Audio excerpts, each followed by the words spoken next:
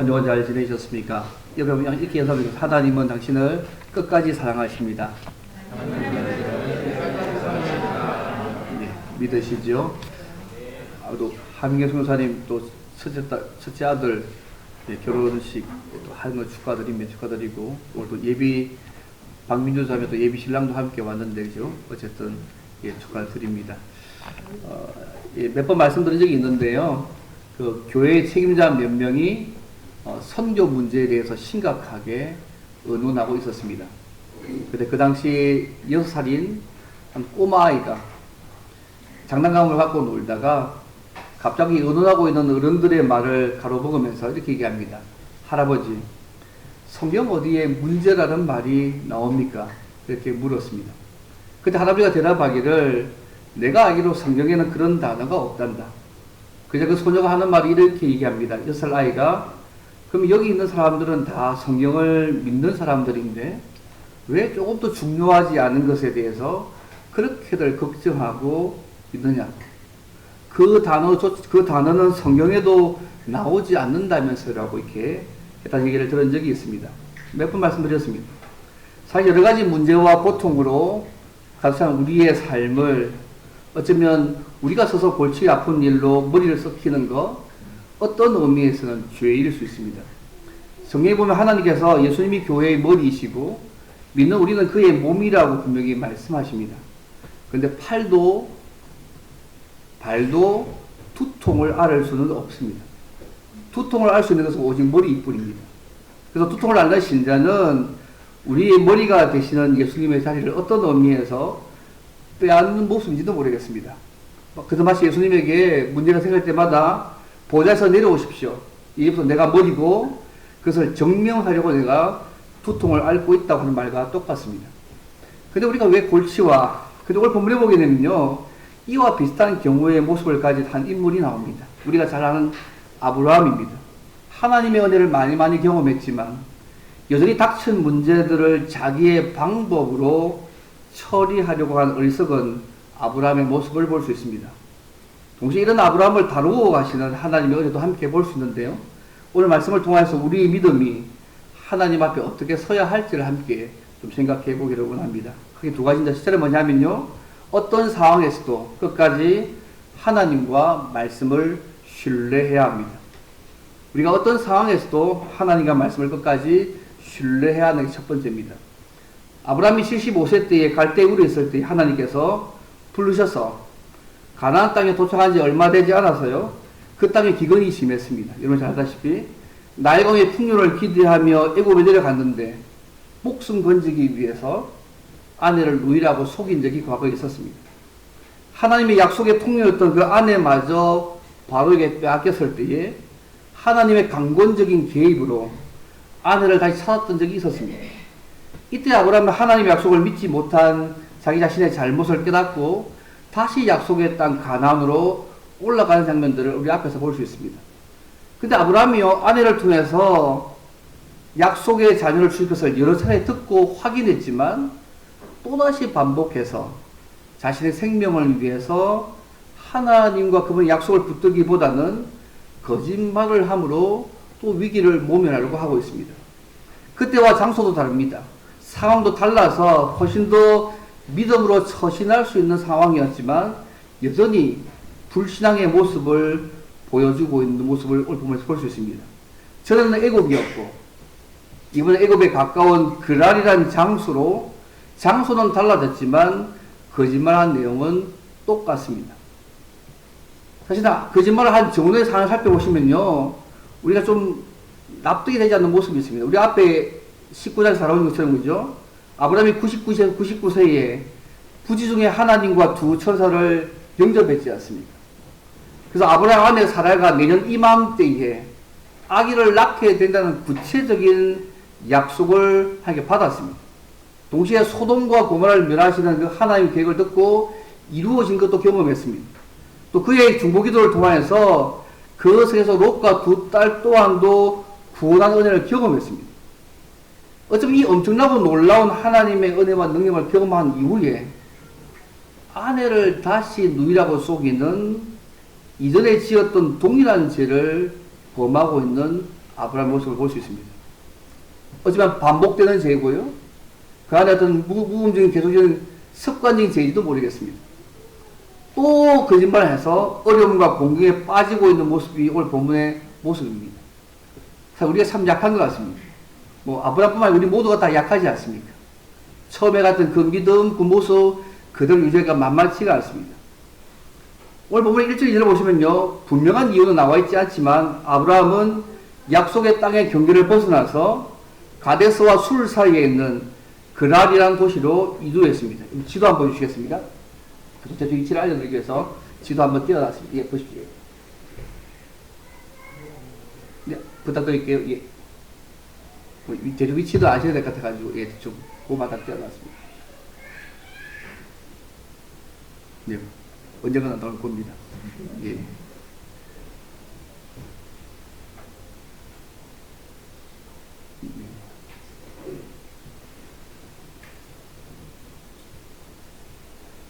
어쨌든 아브라함이 보시면 이 지도 보시면요, 예, 예, 보시면 우리 아브라함이 지금 있는 위치가 1절 말씀에 의하면 그죠? 이 가데스하고 가데스 방향하거든요. 술 사이에 있는 어떤 지역이 있었는데 어쨌든 분명한 이유는 모르겠지만 아브라함이 그랄이라는 지방으로 가고 있는 모습이 보입니다. 왜 그가 그저 그랄을 갔을까? 기근 때문이었는지 아니면 다른 이유가 있으면 정확히 우리가 잘 모릅니다. 어떤 성경학자는 23장에 근거해서 헷 족속들이 헤브론 지역에 거주했기 때문에 아마 아브라함이 보다 더 안전한 장소로 가기 위해서 이주한 것이 아닌가 추측하지만 분명하지 않습니다. 어쨌든 아브라함이 그랄로 내려간 이유는 성경이 말씀하고 있지 않기 때문에 알 수가 없습니다. 근데 아브라함이 이 그랄에서 가면서요, 거짓말을 한 표면적인 이유에 대해서 성경이 말씀합니다. 오늘 본문의 말씀 보시면 11절 말씀 보십시오.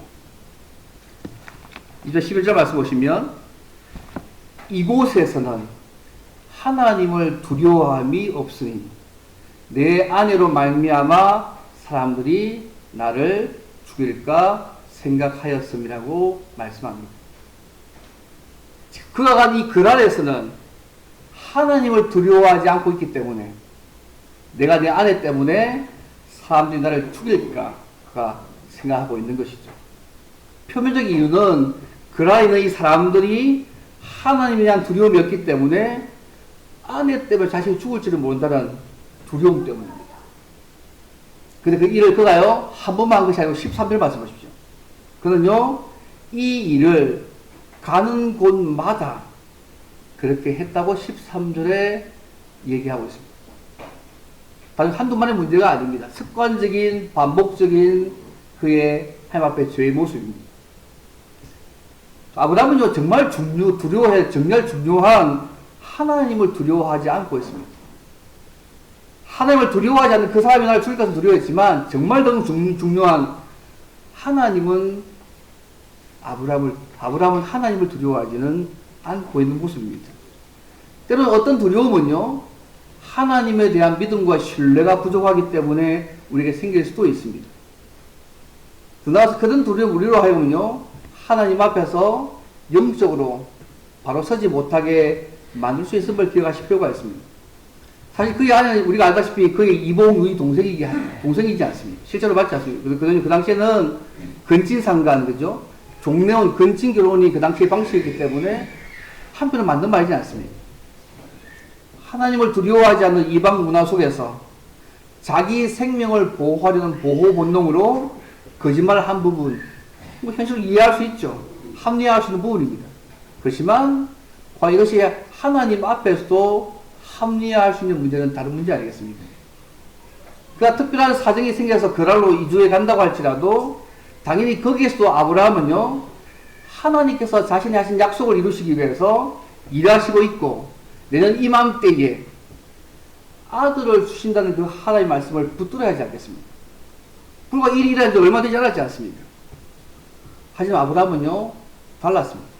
과거 역사 속에서 말씀하시고 현재까지 인도해 주신 그 하나님의 그런 선비적 은혜들을 전혀 생각하지 않고 현실적인 문제만을 바라보고 자기 아내 사라를 누이라고 거짓말을 했습니다.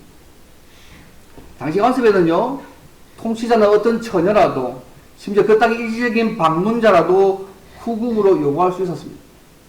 근데요, 당시에 어떤 문헌에 보면 간음은 금지되어 있었습니다. 후대 이스라엘뿐만 아니라 고대 건동 지역에 간음은 금지되어 있었다고, 큰 죄로 여겼다고 그렇게 말합니다. 어쨌든요, 이 그랄의 왕인 아비멜렉이 아브라함의 아내를 자기의 아내로 삼으하는 걸 볼 때, 그죠? 이거 좀 이해가 되세요? 이때 사라의 나이가 몇 살일까요? 뭐 89세야 90세 다 돼가지 않습니까? 그죠? 그러면 여러분, 근데 아비멜렉이요, 6절에 의하면 이 사라와 성적인 관계를 가지려고 했습니다. 6절 말씀 보시면, 그죠? 하나님께서 아비멜렉으로 하여금 사라와 가까이 하지 못하게 하셨기 때문에 못한 것이지, 그는 성적인 관계를 가질 마음껏 있었습니다. 하나님 꿈에 나타나셔서, 그죠? 못하게 막으신 거잖아요. 여러분, 사라의 나이 65세쯤에 바로의 마음을 빼앗았는데, 거의 90세가 다 돼가서, 89세, 90세가 다 돼가지고, 아비멜렉이 가까이 하고 싶을 정도로 아름답고, 우아하고, 이쁘고, 품위가 있었던 것으로 보입니다. 여기 계신 분들, 이 나이가 되면, 그럴 수 있을까요? 뭐, 이뻐는 보이겠지만, 그죠? 뭐, 성공에까지 가고 싶은 마음이 들까요? 뭐, 곱게 들고 싶지 않겠습니까? 거의 90이 다 돼 가는데. 이런 아내 사례를, 이 아비멜렉이 자기 후궁으로 드릴 만큼의 마음을 가질 문제로 예뻤다는 얘기 아니겠어요? 이번 아브라함은 당시 세계에서 고대 족장이었습니다. 싸움에서, 그죠? 310명 사병하고, 주변 나라 군대와 함께 전쟁에서 승리했던 인물이었습니다. 어느 정도 힘과 지위를 가지고 있는 인물입니다. 그런데 아내를 내어줄 수밖에 없었던 것은 뭐냐면요. 아브라함이 이 그랄에서 생존하기 위해서 소위 당시의 조약에서 볼 수 있는 방식이 뭐냐면 일종의 볼모 방식이 있습니다. 자신의 아들이나 딸이 있으면 주는데 지금 아브라함이 자식과 아들이 없잖아요. 그러니까 지금 아내를 좀 줄 수밖에 없는 그런 사항으로 그 당시의 방식들을 사용한 것처럼 보입니다. 자신의 생존을 위해서 당시 사회에서 가능했던 수단인 이 방법들을 아브라함이 사용하고 있습니다. 아브라함은 그의 생명을 보존하기 위해서 거짓말을 했지만 더 어렵고 힘든 덫에 빠지고 있는 모습, 하나님의 약속까지도 망칠 위험 속에 있는 것이 오늘 보면 상황입니다. 그가 왜 이런 거짓말을 했습니까? 그것을 알고 있지 않습니까? 하나님과 그분의 약속을 신뢰하지 못하는 불신앙 때문 아닙니까? 적어도 이 상황에서는 하나님도 하나님의 약속도 신뢰할 수 없다고 그가 믿었기 때문에 자기 방법 사용한 거 아니겠습니까? 그는 이미 약속을 받았습니다. 그 약속이 확실하다는 것을 여러 사건들을 통해서 확실하게 증명받았지만 새로운 상황에서 새로운 관례에 따라서 자기 안전을 도모하기 위해서 자기 아내를 누이라고 속여서 아비멜렉에 내어주는 과를 지금 범하고 말았습니다. 훨씬 더 어려운 상황에 봉착하게 된 것입니다. 자, 성도 여러분, 우리가 하나님의 약속을 믿고 있다면, 그리고 그 약속에 걸맞는 수많은 증거들을 우리의 삶 가운데 많이 가지고 있지 않습니까? 지금 예수님도 뭐 10년, 20년, 30년, 40년, 50년 다 되셨는데, 그동안 하나님께서 우리의 삶 가운데 했던 수많은 증거와 약속들 많이 가지고 계십니다. 그렇다면요, 우리가 어떤 상황에서도 그분의 말씀을 떠나서 우리의 논리와 우리 이성과 경험과 세상의 가치를 따라가는 삶들을 살지 않으려고 일을 쓰셔야 합니다. 우리 성령의 도우심이 필요합니다.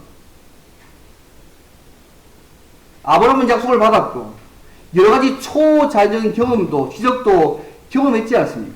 하나님이 살아계신다. 그리고 하나님의 약속을 반드시 이루시는 분, 그의 삶 전체를 통해서 그가 알았습니다. 그렇지만 그랄이라는 지방으로 이르렀을 때에 그 하나님과 그분의 말씀을 믿지 못해서 거짓말을 했습니다. 살아보려고. 표면적인은요, 하나님을 모르는 사람들이 있었기 때문에 생명을 위협을 느꼈기 때문에 하나님은 이곳에서는 역사할 수 없는 분이야. 하나님을 모르는 사람들이 전부 다기 때문에 이곳에서는 하나님이 나를 지켜줄 수 없을 거라 생각한 거잖아요. 하나님을 믿지 못하고 그 약속 믿지 못하니까 내가 스스로 방법을 구해내서 자기 생명을 살려고 쓰고 있는 거 아니겠습니까?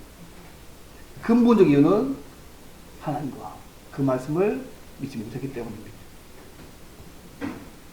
이번 오늘 우리의 삶 가운데 그런 거 없습니까? 하나님을 알지 못하는 사람들이 있어서 우리가 믿는 믿음의 신앙이 통하지 못하지 않는 것처럼 느껴지는 환경 속에 있어서 하나님도 그 말씀도 이곳은 역사할 수 없을 거야. 그렇게 생각하고 그 하나님과 말씀을 포기하고 싶은 마음이 들 때 없으십니까? 지금 아브라함 그거잖아요. 하나님도 그 말씀도 이 그라인 제방에 있어서는 절대로 통되지 않을 거야. 힘을 발휘하지 못할 거야. 그거잖아요.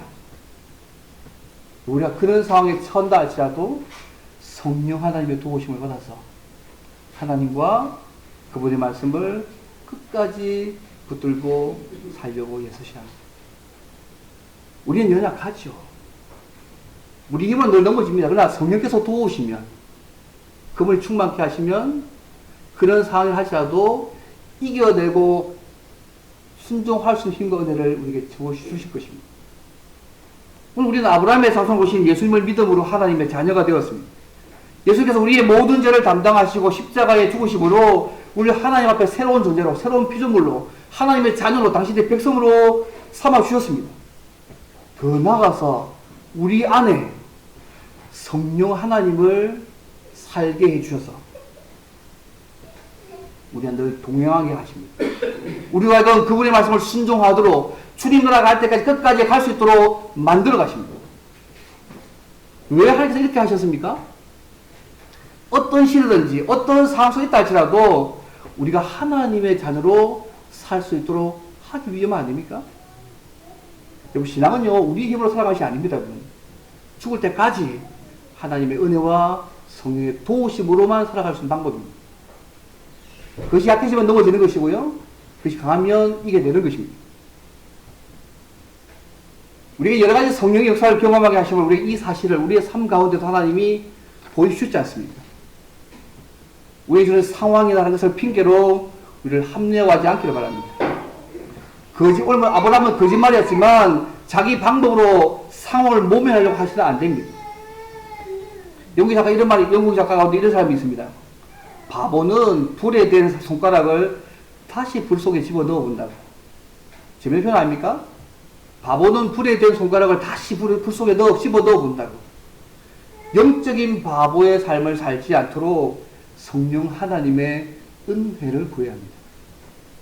우리 힘으로 할 수 없는 분입니다. 그분이 도우셔야 됩니다. 이번 잠언 3장의 말씀 기억하십니까? 너는 마음을 다하여 여호와를 신뢰하고 내 명철을 의지하지 말라. 너는 범사의 그를 인정하라. 그리하면 내 길을 지도하시라고 말씀하셨습니다. 사랑하는 여러분, 하나님과 그분의 약속을 믿으십니까? 하나님께서 그 약속대로 우리의 삶 가운데 이루어질 그 정말 믿으십니까? 여러분, 기도 응답하고 오시지 않습니까? 내가 초단위 방법으로 하나님이 역사해 주신 경험들을 여러분의 삶 가운데 많이 가지고 계시지 않습니까? 그렇다면 어떤 상황 속에 처 있다고 하더라도 아브라함처럼 하나님을 두려워하지 않는, 하나님을 모르는 그런 환경 속에 있다고 한다 할지라도 성령의 도우심을 받아서 믿음의 역사와 믿음의 원리와, 그죠? 끝까지 하나님과 그분의 말씀을 의지하고 살아가는 믿음의 삶들을 살아가기를 바랍니다. 하나님의 말씀대로 할 수 없는 것을 상황 때문에 말씀하지 마시고요, 반복되는 습관이 죄를 짓지 않도록 부단히 일어서야 합니다. 넘어지고 다시 일어나면 되죠. 또 그분의 힘을 받아서 끝까지 우리 출애굽 계속 하지 않겠습니까? 완벽이 어딨습니까? 방향에서 틀리면 안 됩니다. 내가 넘어져서 포기해서 머무는 것도 다른 문제고요, 넘어지더라도 다시 일어나서 그분이 보시는 방향에 향해서 끝까지 성령 도우심 받아서 계속 가는 것이 중요합니다. 그러나 방향을 잃어가면 그건 다른 문제입니다. 어쨌든 하나님을 신뢰하며 정직하게 믿음으로 살아가시길 바랍니다.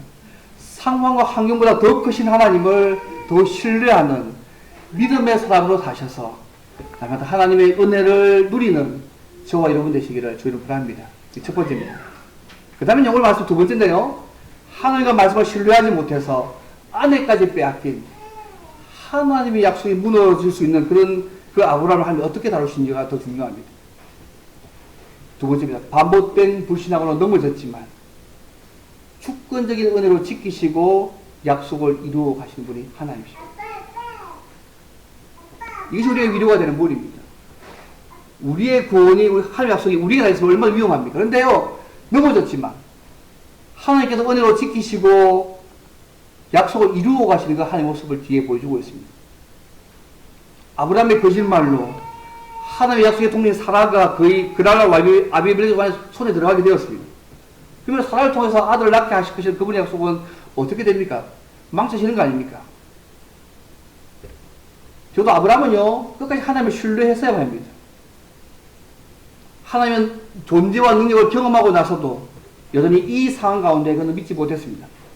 그러나 하나님은요, 그가 거짓말을 했지만 그의 거짓말이 하나님의 수많은 은혜를 경험하며 보았음에도 불구하고 은혜 체험을 했지만 이 아브라함을 그런 잘못을 했지만 불구하고 하나님은요, 그를 그냥 놔두지 않으셨습니다. 저는 가끔씩 생각합니다. 하나님의 은혜를 체험하기 중요하긴 하지만요, 그 체험 자체가 오늘 현재 우리의 삶에 아무런 의미가 없습니다. 그것은 다른 문제입니다. 그 은혜는 지금도 계속해서 그 하나님 붙들고 살라고 주신 은혜이지, 과거 한때 이런 은혜였다고 말하기가 좋은 것이 아닙니다.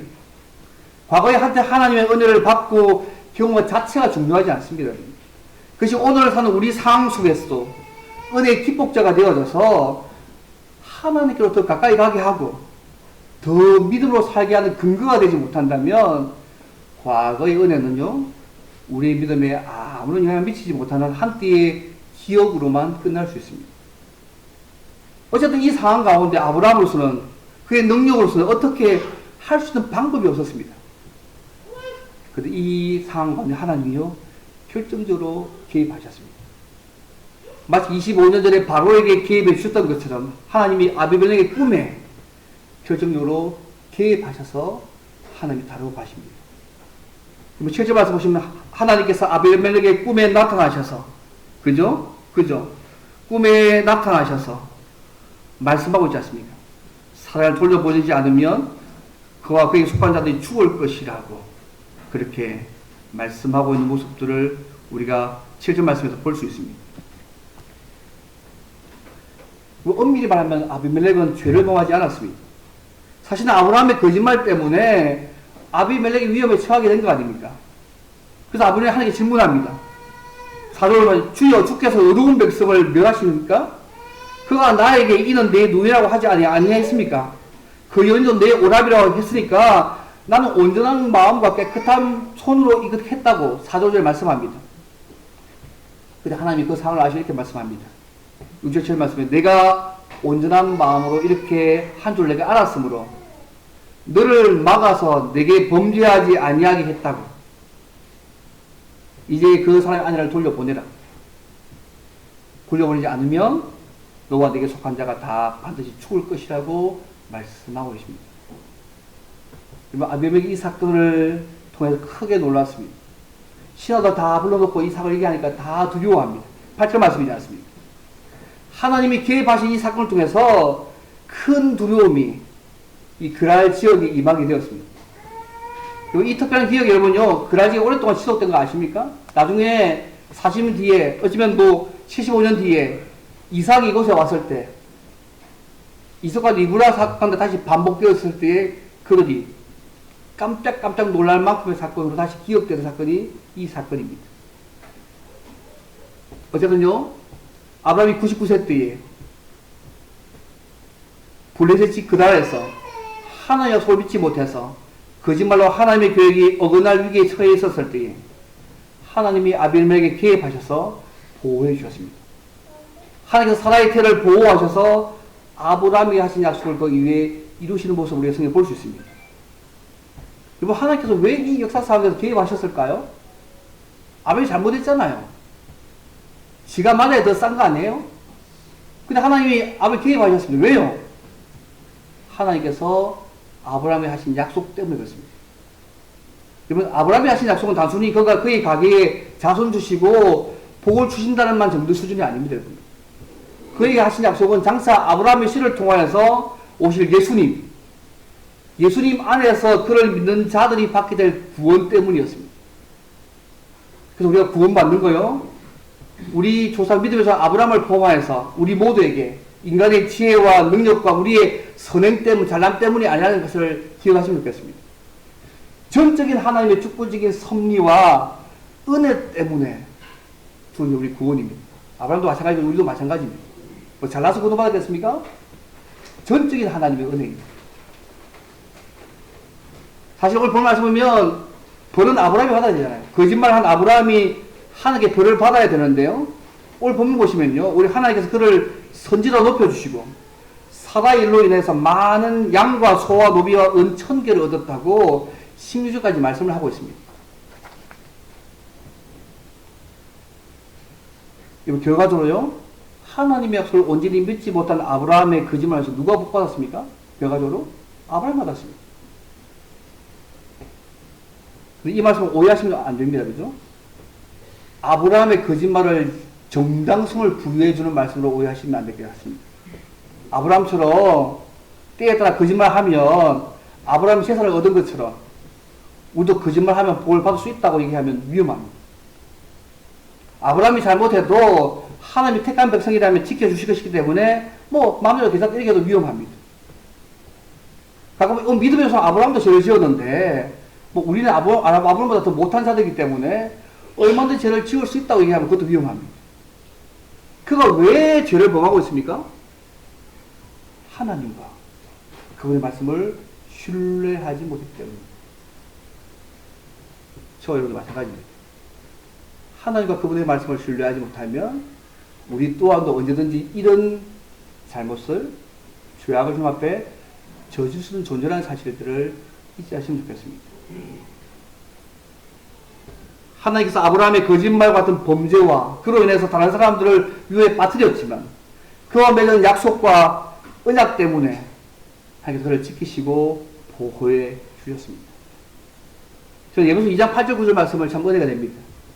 너희는 그 은혜에 의해서 믿음으로 말미암아 구원을 받았니 이것이 너희에게서 난 것이 아니요 하나님의 선물이라. 행위에서 난 것이 아니니 이는 누구든지 뭐라고요? 자랑하지 못하게 합니다. 이 은혜를 제가 아브라함이 어떻게 바뀝니까? 17절 보시면 아브라함이 하나님께 기도하니까 태음을 달았던 아비멜과 그의 아내와 여종을 치유하셔서 출산하게 하시는 모습을 하셔서 그를 다시 사용하고 있는 모습이 뒷구절에 나오고 있습니다. 우리는 많은 약점과 허물과 실수를 저지르지만 한번 구원하시려 하시는 하나님의 백성은 반드시 구원하시고 이끌어 가십니다. 이게 얼마나 위로가 됩니까? 이런 얘기 있지 않습니까? 하얀 개와 검은 개가 싸우면 어떤 개가 이기는지 여러분 혹시 아십니까? 하얀색 개하고 검은색 개가 싸우면 누가 이깁니까? 답은요, 잘 먹인 개가 이긴답니다. 밥을 잘 먹인 개가 이긴답니다. 하얀 개와 검은 개가 싸우면 누가 이기냐면 밥을 잘 먹인 개가 이긴답니다. 끝까지 힘이 있어서 싸우셨으니까요. 근데요, 저는 이 얘기가 우리에게 적용되면 하나님의 성령으로 그분의 말씀으로 우리 속에 가득 차 있으면 어떤 일과 어려움이 우리의 삶에 닥쳐온다 할지라도 잘 먹은 그 부분이요 우리의 삶에 밖으로 나가게 되어 있습니다. 반대로 그래서 아무리 어려움과 고통이 있어도 우리 속에 하나님의 은혜가 충만해 있으면 성령이 열매를 맺고 그분이 하신 뜻대로 살 수 있습니다. 그러나 반대로 우리의 이 마음 가운데 그분과 그분의 말씀의 신뢰가 아니라 다른 것이 차 있으면 육체의 열매가 맺히고요 그분 뜻대로 살 수 없다는 말을 하는 것처럼 들립니다. 그리고 오늘 보니 참 위로가 되는 게 뭐냐면요 우리의 연약함과 넘어짐에도 불구하고 하나님의 은혜를 베푸셔서 끝까지 끌고 가셔서 약속을 이루어 가시는 그 하나님이 우리의 하나님이심을 보여줍니다. 여러분 아브라함이 잘했습니까? 극단적으로 말로 아브라함이 영 이상하지 않습니까? 아내 팔아먹은 사람이잖아요. 근데 하나님이 이런 아브라함조차도 연약한 실수에도 불구하고 자신 하신 약속 때문에 끝까지 이 일을 이루고 가시는 하나님이 우리 하나님이 얼마나 유명한지 모르겠습니다. 아브라함을 그렇게 다루시겠습니까? 오늘 저와 여러분도 마찬가지 아닙니까? 하나님의 은혜로 구원받게 하셨고, 우리가 주님 나라 안에 지금도 은혜로 불을 지키시고 보호 인도해 가시고, 주님 나라 갈 때까지 설 때까지 하나님의 은혜로 그분 앞에 서게 만드실 것입니다. 우리의 열심과 노력이 아니고 여러분, 그분이 하실 것입니다. 그 보증으로 성령 하나님을 우리한테 두신 거 아닙니까? 이제 얼마나 위로가 되는지 모르겠습니다. 이거 우리의 구원이 우리에게 달렸다 생각해 보십시오. 금방 파토 납니다, 여러분. 그렇지 않습니까? 저도 요즘 나이가 들어가니까 제가 제 자신을 못 믿겠더라고요. 여러분 제 자신 믿을 수 있습니까? 여러분 하신 말과 행동을 책임지고 끝까지 할 수 자신 있습니까? 저는 잘 못 믿겠습니다. 근데 우리 구원이요, 전적인 하나님의 손에 달려있고, 그분의 은혜에 달렸기 때문에, 오늘 아브라함을 가신 이 하나님이 오늘 우리의 하나님이시잖아요. 그래서 위로가 되는 것이죠. 부족함에도 불구하고, 연약함에도 불구하고 넘어지기도 하지만, 또 다시 일어나서 계속 그 방향을 하고 있으면, 결국 하나님 끝까지 우리 인도하셔서 그분 나라에 들어가게 하실 그 하나님이 저와 여러분의 하나님이십니다. 네. 그래서 여러분, 하나님의 은혜가 우리의 삶 가운데 도덕적인 방종으로 나타나서는 결코 안 됩니다. 하나님의 은혜가 죄를 범하게 하는 것이 아니라 오히려 죄를 더 억제하고 그분께서 원하시는 뜻대로 살리는 선을 행하는 촉매제가 되어야 합니다. 우리 하나님의 주신 은혜에 대해 감사하고 겸손하게 살아가는 자가 되어야 합니다. 우리가 아브라함의 삶을 볼 때에 아브라함이 구원받고 믿음의 조상이 된 것, 그의 의지와 능력이 결국 아닙니다. 그렇지 않습니까? 전적인 하나님의 은혜 때문이었습니다. 이 은혜는 우리가 마음대로 살게 하는 것이 아니라요, 그 주신 은혜에 대해서 감사하고 겸손하게 나아가게 만드는 것입니다. 자, 여러분, 하나님께서 우리에게 베푸신 구원의 은혜, 십자가에 죽기까지 하신 그 구원의 은혜에 대한 감사를 날마다 감사하시고 찬양의 삶들을 살아가시면 좋겠습니다. 이런 구원의 은혜에 대한 감사가 있을 때 하나님 앞에서 겸손하게 될 수 있습니다.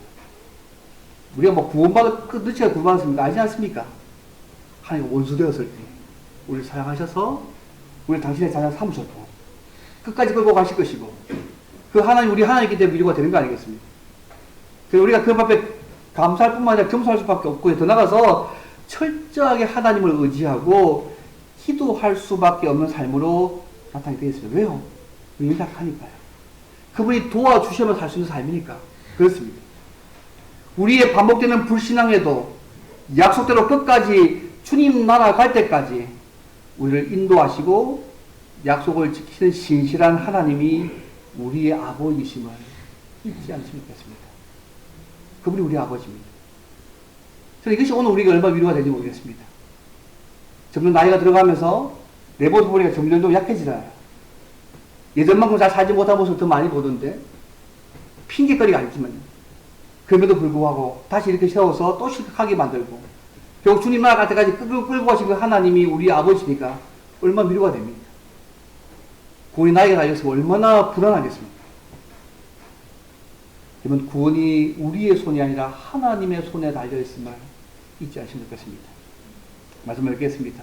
사랑하는 여러분, 우리가 믿고 배운 하나님의 말씀을 굳게 붙들고 끝까지 하나님을 신뢰하고 상황에 따라서 우리의 삶을 합리화하거나 변명하지 않기를 바랍니다. 그리고 하나님의 은혜로 구원을 받고 우리를 도와주신 성령께서 우리 안에 늘 계시다는 것을 늘 알고 늘 감사하고 겸손하시기를 바랍니다. 그리고 하나님을 의지하시면 좋겠습니다. 내가 연약합니다, 부족합니다, 잘 넘어집니다, 이렇게 세우셔서 붙드셔서 계속 그분께서 도와달라고 기도하십시오. 성령의 도우심을 구하십시오. 그러면 하나님께서 우리가 붙든 그 말씀대로, 그 하나님대로 어떤 상황에서든지 우리의 삶을 지키시고 인도해 가시는 하나님의 은혜를 우리의 삶 속에서도 보고 누리게 하실 것입니다. 이런 놀라운 하나님의 은혜가 우리의 삶 속에 날마다 풍성하게 됩니다. 주님을 바랍니다. 오늘 마지막에 기도하면 하나님, 전적인 하나님 은혜를 구원